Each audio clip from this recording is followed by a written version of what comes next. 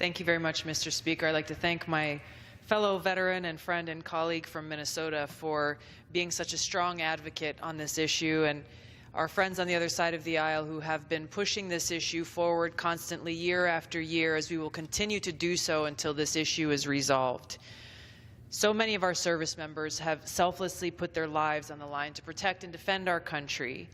Our country owes them a debt of gratitude, something that we're often reminded of every year around this time as we head into Veterans Day.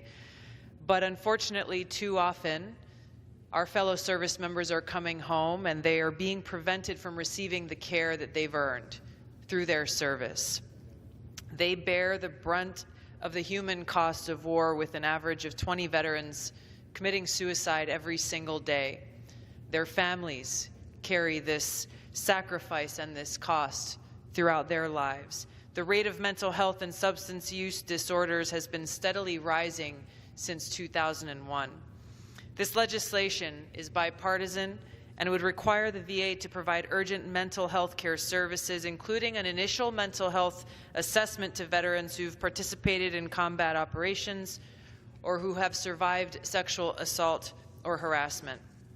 It would also expand those services to those who received a discharge under certain other than honorable conditions, who haven't received a character of service or discharge determination yet. We've heard already about the high numbers of veterans who fall into this category and about how negatively this discharge has affected lives.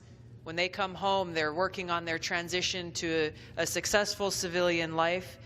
This discharge takes away their access to health care. It takes away their access to services and benefits that they have earned through many times multiple deployments. Services that are in place to help set our veterans up for success upon their return home.